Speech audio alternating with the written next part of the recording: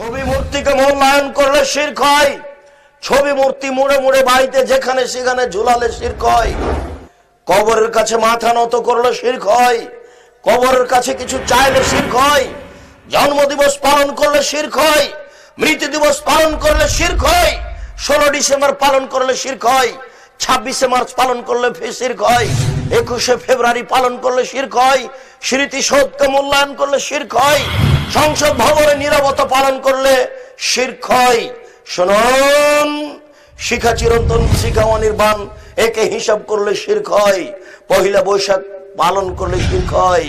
আমরা কি হিন্দু? পহিলা বৈশাখের মুখে লাথি মারতে জন্ম নিয়েছি। পহিলা বৈশাখ মানে আমি কি হিন্দুর বাচ্চা? পহিলা বৈশাখের মুখে লাথি মারতে জন্ম নিয়েছি। এ দেশের মাটিতে সুনাগরিক বেঁচে আছি। এ দেশের কাকে জেলে রাখা দরকার। বাংলাদেশের মাটিতে যদি 2 জন সুনাগরিক থাকে আমরা তার একজন হব। অতএব মনে রাখা ভালো হবে, মুসলমান ঘরে জন্ম নিয়েছি। আমি মুসলিম চিররণবীর, মরণকে করি না ভয়। মরলে শহীদ, বাঁচলে গাজী, আমার উভয় সমান। জেল যতটুকু সেল ততটুকু, বাইরে যতটুকু ভিতরে ততটুকু। মরলে শহীদ, বাঁচলে গাজী, উভয়ই আমার সমান। আমি এই জীবনের 5 পয়সা দাম দিই না। আমি মুসলিম চিররণবীর। আমি পহিলা বৈশাখের মুখে লাথি মারি। আমি মুসলিম, আমি এই দেশে বসবাস করি। আমি 31st নাইট ইংরেজি বছরের প্রথম দিবস মানবো কেন? আমি কি ইহুদির বাচ্চা? আমি কি খ্রিস্টানদের বাচ্চা? আমি এই ইংরেজি মাসের প্রথম দিনের মুখে লাথি মারি। আমি এই ইংরেজি মাসের প্রথম দিনকে মুখে লাথি মারি। তুমি কার পুরুষ? তুমি কার পুরুষের বাচ্চা? তোমার শরীরে পুজ আছে।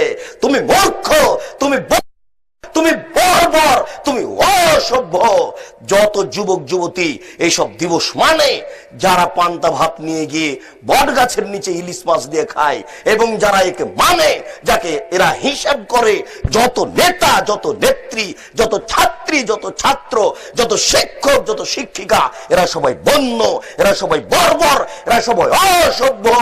যারা এইসব দিনকে পালন করে, আমি আব্দুর রাজ্জাক যদি তাদের মূর্খ প্রমাণ না করতে পারি, আমি জাতির সামনে জিন্দেগি তার কোনোদিন আসবো না। আজকে শেষ করলাম।